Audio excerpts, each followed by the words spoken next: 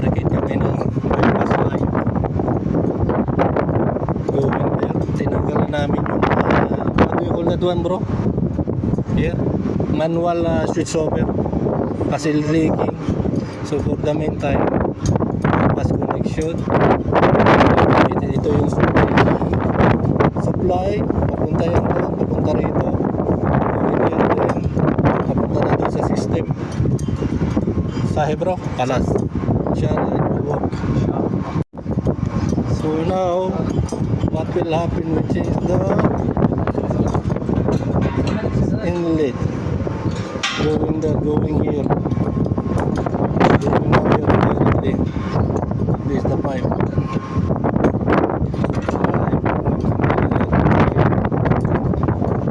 Going inside. Inshallah no leak. Ito mga guys, yung cartridge filter namin, oh. Grabe yung dumi, pati yung mga spring niya. Oh. So yan, at papalitan namin to isa-isa. Cartridge filter replacement. Ito madumi. Maraming nasala, marumi na yun ng tubig, oh. Malamang kasi katatakbo lang ng wells. Malamang marami na namang carbon deposit ang naiwan at nakakuan nun, yung mga hydrocarbon. So nakapasok siya doon sa filtered water tank. Kaya filtered water tank. So yan, at ito ay kapapalit lang namin nung nakaraang linggo, mga 2 linggo lang siguro nakalipas. So palit na uli kami nitong filter at napakadumi mo. Tumaas na naman yung DP niya. So yan mga guys ang aming tatrabahuhin. So ito mga guys at ating huhugutin isa-isa. Tingnan ang pagkakadumi nito, na compress. Dumi. Normal lang dapat nito ay mga kulay brown, eh. Ito kulay itim. Ba't kaya ito ay napasok ng ganito? Aha.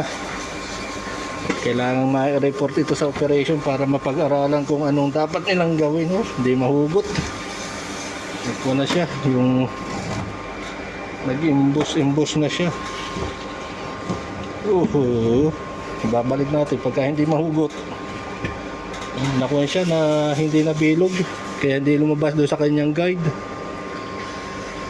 So yan ang aming papalitan. So ito mga guys, ang loob nitong cartridge filter bezel. Yan,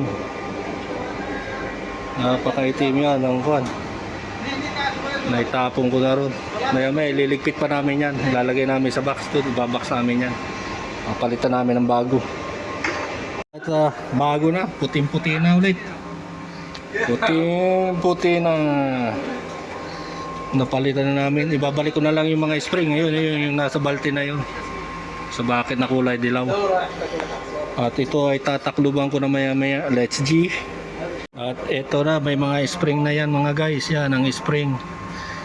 Kasi ipapatong yung cover. Yan, yung pinaka-cover niya. Ito. Papatong niya, ipe-press yan dito, lalagyan ko ng mga nut yan dito, ipe-press yan para pag halimbawang tumakbo na to, magkaroon siya ng pressure dito, hindi siya gagalaw-galaw, pinaka-filter at intact pa rin siya. Yan, parang kuwan nito, parang loob ng kuwan ng tawag dito, yung kung mapapansin nyo sa loob ng tawag doon, ng boiler, yung mga tubo. So yan mga guys, tatapusin ko na to para makamerienda na. Rashid! At ito guys, yung sinasabi kong cover, yan. So lalagyan natin ito ng nut dito. Lahat yan, isa-isa, paikot.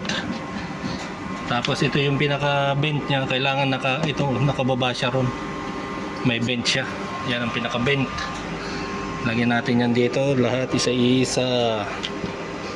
Okay mga guys. At so ayan mga guys, at may cover na. O yan, naka-tight na yung mga kuwan. Ito yung pinaka-bent nya, butas, konektado dyan, okay na.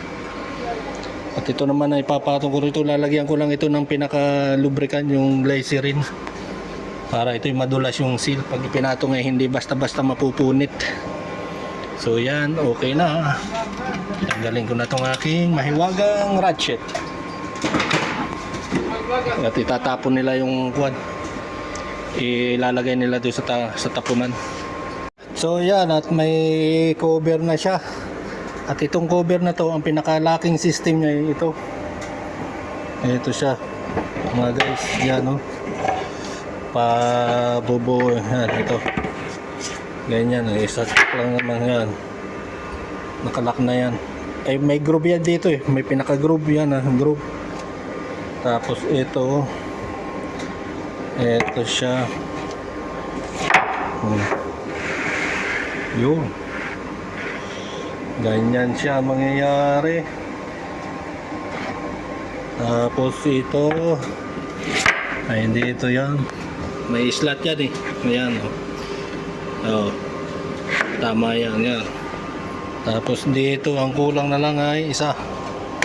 So ito mga guys ang kulang. Ito ay papanghuli natin. Ito munang uunahin natin. Ito, yan. So yung mga guys, tapos ito ang last. Ito ang last. Oh, hindi pumasok. Hindi pumasok. Yun. Okay na. Nakalock na siya. Yan. Lock na yung paikot niya. So ito ngayon ay higpitan ko ng konti para umangat siya.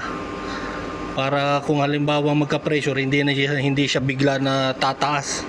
Minsan napupersa yung seal niya naglilik. So para hindi siya mabigla dadahan-dahanin ko na itaas dito.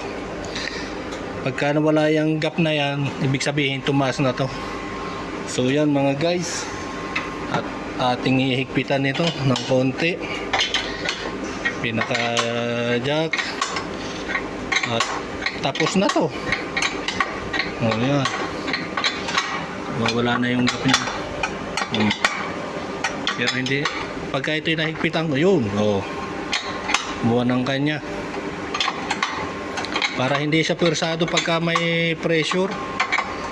Ito na siya. Yan. Okay na siya.